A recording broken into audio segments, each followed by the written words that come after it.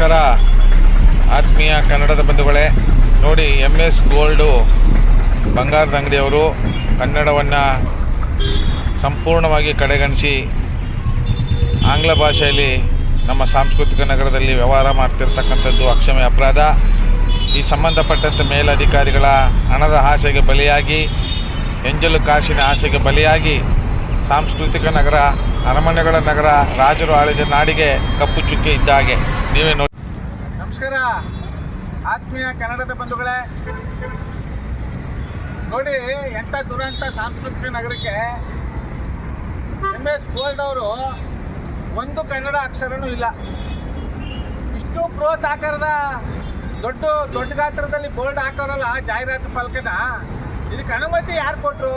ಮೈಸೂರು ಮಹಾನಗರ ಪಾಲಿಕೆ ಕೊಟ್ರ, ಇಲ್ಲ ಕನ್ನಡ ಸಂಸ್ಕೃತಿ ಇಲಾಖೆಯಿಂದ ಕೊಟ್ರ?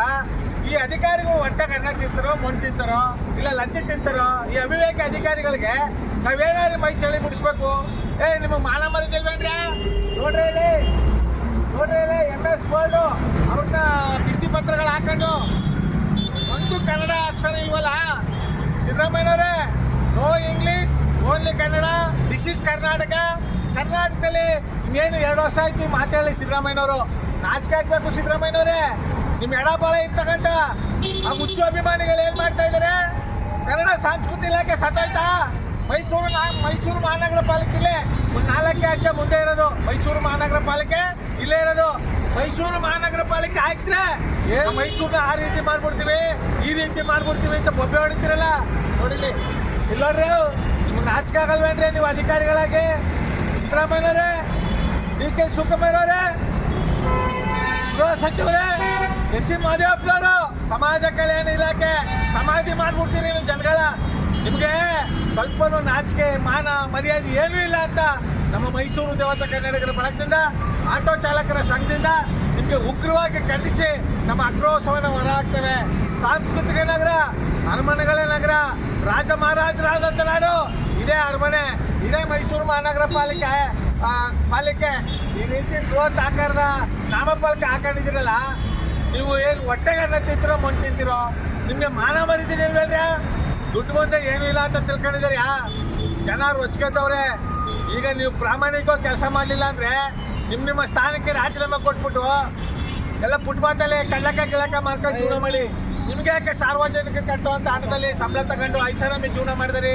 ನಿಮ್ಮ ಜನ್ಮದ ಬೆಂಕಿ ಹಾಕವ್ರೆ.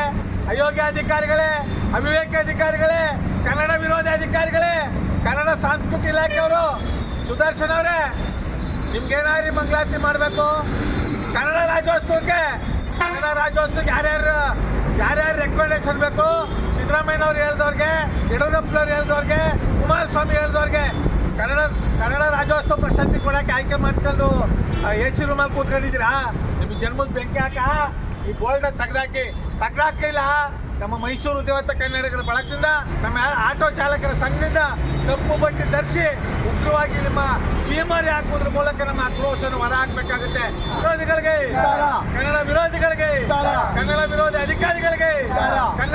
ಅಧಿಕಾರಿಗಳಿಗೆ, ಸಿದ್ದರಾಮಯ್ಯನವರೇ, ದಯಮಾಡಿ ನೋಡಿ, ನಿಮ್ಮ ಹೆಸರನ್ನ ಹಾಳು ಮಾಡ್ತಾ ಇದ್ದಾರೆ. ನಿಮ್ಮ ಹೆಸರಿಗೆ ಕಪ್ಪು ಬಸಿ ಬಳಿತಾ ಇದ್ದಾರೆ. ಈ ಕೂಡಲೇ ಜಾಗೃತರಾಗಬೇಕು. ಈ ನಾಮಫಲಕ ತೆರವುಗೊಳಿಸಬೇಕು ಅಂತ ನಮ್ಮ ಮೈಸೂರು ದೇವತಾ ಕನ್ನಡಿಗರ ಬಳಗದಿಂದ, ಆಟೋ ಚಾಲಕರ ಬಳಗದಿಂದ ಉಗ್ರವಾಗಿ ಖಂಡಿಸುವುದ್ರ ಮೂಲಕ ನಮ್ಮ ಆಕ್ರೋಶವನ್ನು ಹೊರ ಹಾಕುವುದ್ರ ಮೂಲಕ ಮನವಿ ಮಾಡ್ತಾ ಇದ್ದೇವೆ.